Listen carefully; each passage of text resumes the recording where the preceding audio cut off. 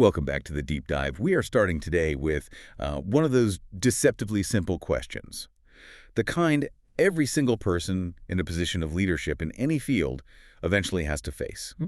What does good actually look like? It really sounds like a philosophical warm-up, doesn't it? But when you apply it to a massive, complex institution like a parliamentary system, or really any major government body, it stops being simple. It becomes deeply operational. Exactly. We've been immersed in sources analyzing how political performance and effectiveness get measured. And what the research shows is frankly alarming. Many systems never quite answer that question honestly. Instead, they quietly substitute actual contribution with visible, countable activity. And that's the trap we're trying to illuminate for you today.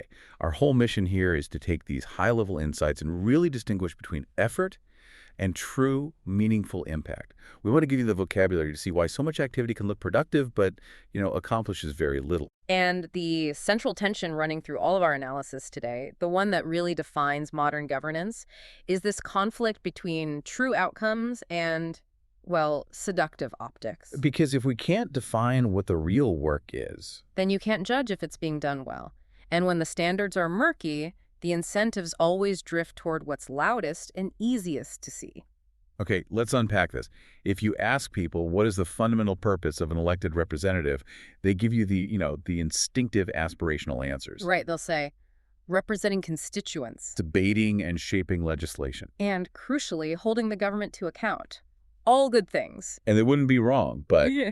those are job descriptions, right? They're not performance metrics. That's the key. These aspirations are just too broad to be useful. When every single task is defined as urgent, from answering one letter from a constituent to tackling national security legislation, how does an MP decide where to spend their time? These broad definitions, they don't help us distinguish between someone who's stellar and someone who is, well, mildly present. So you have this huge mismatch between the high ideals and the day-to-day reality. The system needs some way to measure activity. Otherwise, how does anyone know if anyone is even working? And that's when the institution quietly falls back on what it can see. What it can count. Exactly. It shifts from the aspirational goals to the strictly legible ones. This legibility factor you mentioned. Yeah, That seems to be the killer. it is. The system is designed to track volume, not value. So the legible fallback metrics are just, well, they're simple. Who spoke the most words in the chamber? Who submitted the most written questions? Who showed up to the most votes? Who made the loudest noise during the key debates? It's all about visible activity. In other words, you can't manage for the difficult, complex goal of improving life for constituents, but you can manage for number of constituent meetings held. Precisely. These measurable metrics, they become substitutes for real effectiveness.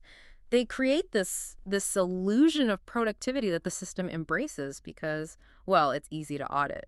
This isn't unique to Parliament either. We see this everywhere. If your KPI is number of emails sent, you'll just send more emails. Right, whether they achieve anything or not.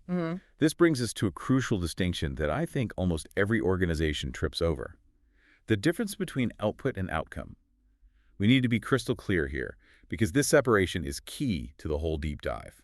Let's start with outputs. They're the easy ones. Outputs are activities. They are the tangible, measurable actions you take. They're easy to count because they're recorded, they're tracked, often in real time. Think of it as the effort expended. Meetings attended, draft reports written. Speeches delivered, words spoken on record. Okay. In the parliamentary system, outputs are highly visible. They're the foundation of scorecards and media reports. They show proof of work. Right. They are proof you were there and that you tried. But then you have the outcomes. And based on our analysis, outcomes are the actual effects, the substantive change generated by all that effort. And they are, ironically, often invisible in the moment. Outcomes are inherently harder to measure. Why? Because they lack a timestamp.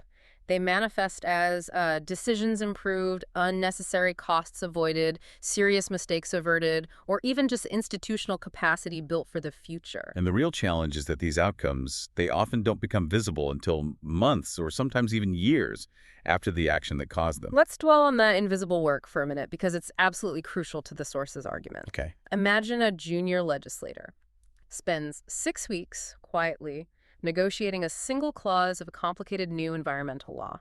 It's all happening inside a small, mostly untelevised committee meeting. Right, nobody's watching. Let's say the negotiation results in a really bad clause being completely removed. That one change saves a major industry from years of expensive, unintended litigation down the road. So that MP's action, their outcome, has created immense public value, saved millions. Huge value. But what does their performance record for those 6 weeks show? It shows 0 speeches in the chamber, few visible votes, maybe a dozen words spoken in a committee room that nobody watches. Their output is low. But their outcome is profoundly high. Precisely. Or think about a policy that was softened before it ever became law.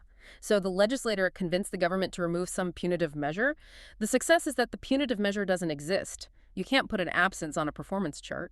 That vital work, the careful, analytical, often highly collaborative work, is the first casualty of a system obsessed with counting loud, immediate outputs. And this is where the dynamic really shifts. When genuine outcomes are difficult to see, a vacuum is created. And as the analysis stresses, nature abhors a vacuum. Something inevitably rushes in to fill that gap. And that something is optics. Optics, the measurement of appearance. It's all about how it looked, how it played in the moment, and most importantly, how the action translated into attention. Optics is about the immediate reaction. The viral clip, the sharp retort, the pithy quote that makes the 6 o'clock news. It's not that people suddenly stop caring about substance. It's that substance now have to compete with appearance. And appearance has one enormous advantage. Immediate, tangible payoff. Think about the 2 conflicting choices an MP faces at, say, 4:30 in the afternoon. Option A, spend 2 hours thoroughly reviewing a 300-page policy brief for tomorrow's committee debate. To ensure you can ask the one question that avoids a major future mistake. That's a potential long-term outcome. Option B, spend 30 minutes rehearsing a sharp, soundbite-ready question to verbally ambush the minister during the evening Q&A session. That guarantees an immediate payoff. Attention. Visibility on social media today. In a compressed environment where attention is the scarcest resource, now always starts to dominate. The analysis makes it clear. The sharp exchange in the chamber, that's today's win. The careful intervention in committee, that's a potential win 5 years from now, if anyone even remembers it. And what's truly fascinating is that the sources stress this isn't some deliberate, malicious character flaw among politicians. No one sat down and mandated that Parliament should prioritize sound bites. It happened gradually. Through systemic adaptation, almost reasonably, as the institution just responded to external pressures. Yes. That's the most critical takeaway from this part of the research. It's not malice, it's an unavoidable response to warped incentives. Let's look at those pressures. Scrutiny time is limited, right? So visibility feels like necessary political insurance for the MP. Attention is scarce, which means complexity and nuance, they just don't break through. So aggressive clarity, often achieved through, simplified attacks. It wins the day. It wins the day. And critically, the feedback loop is instantaneous now. Social media, the 24/7 news cycle, they provide immediate rewards for optics. Contrast that with the long-term payoffs, the outcomes, which feel completely abstract. They might happen after the next election cycle. So the system, by default, is just rewarding short-term legibility. The system doesn't explicitly say ignore the details that matter. It just doesn't provide a structure to track or reward them. This constant ambient pressure to produce immediate visible outputs naturally displaces the invisible quiet labor required for good outcomes. And the result is an institution that looks incredibly busy, incredibly active. But whose actual policy results might be really, really fragile. So if we accept that rushing to implement metrics and targets usually just leads to more easily countable outputs, like hitting a target for committee appearances regardless of quality, what does good success actually look like? This is where the sources suggest we need to reorient our thinking toward what they call quiet success. We have to challenge our own assumption that every important political win has to be loud. That's right. The analysis here suggests true parliamentary success is often quiet, it's cumulative, and it only reveals itself in retrospect. It manifests years later, not on the day of the headline. We're talking about legislation that actually survives contact with reality because the flaws were expertly removed beforehand. Regulatory frameworks that don't need immediate, panicked patching 6 months after implementation. Decisions that simply age better than anyone expected because they were constructed patiently. And this is where the measurement problem becomes beautifully inverted. Good outcomes often show up not as something new and visible, but as the absence of problems. You start seeing fewer emergency fixes, less need for massive legislative reform churn, and far fewer of those embarrassing collective, how did no one spot this obvious loophole moments. The irony is just profound. You don't notice these successes in the moment. The MP who did the difficult work that averted a crisis gets no credit today. You only notice their success 5 or 10 years later when the expected crisis hasn't occurred. And that timeline is just. It's inherently awkward in a culture geared toward instant judgment. It forces us toward this fantastic, slightly forgotten term that defines this kind of quiet, long horizon work: stewardship. Stewardship is precisely the countermeasurement to optics. It's about looking after the institution itself, maintaining its capacity, and resisting that powerful urge to overcorrect for immediate political gain. It's the slow, steady, cumulative work of leaving things slightly better than you found them. The rules are fairer, the processes are more robust, The documentation is clearer, small things that add up. and the sources are very clear about why stewardship is undervalued. It's slow.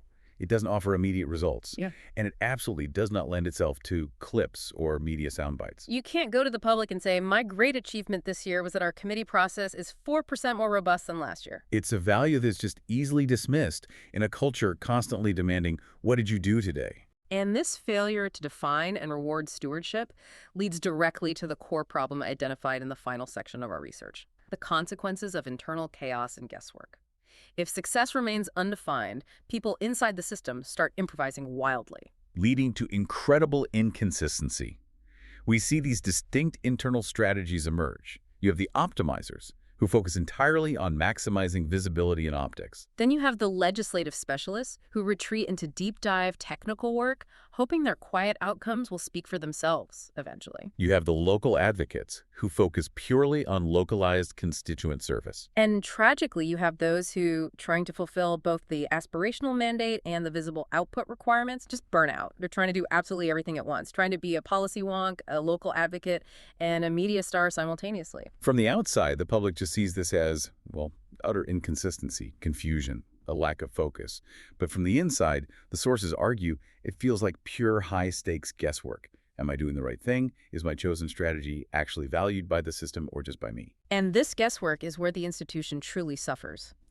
Because the system lacks a reliable language for identifying genuine, quiet value, the stewardship, the long-term outcomes, it ends up treating all these varied approaches as if they're equivalent. So the visibility hounds and the policy wonks get the same nominal recognition. Which means the incentives are dramatically skewed. And that brings us back full circle to the critical, uncomfortable question that the analysis leaves us with. If outcomes remain invisible, and if optics keep filling that gap, how does Parliament, or any major organization, decide what effort it truly values? And if the system doesn't value the patient, long-term work of stewardship, what does that do to the talent pool?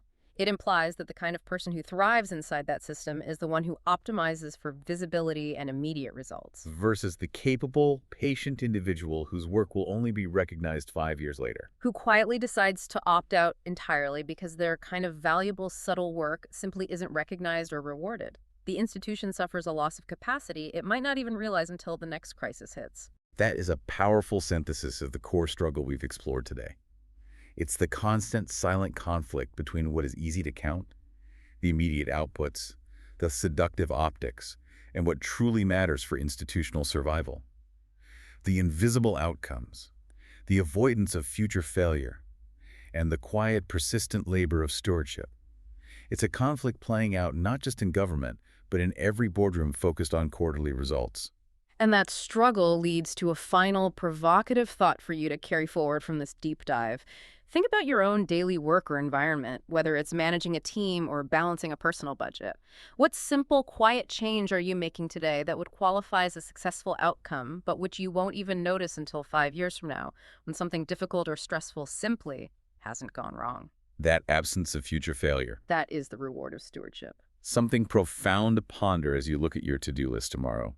Thanks for diving deep with us. We'll be back soon with more insights from the cutting edge of research.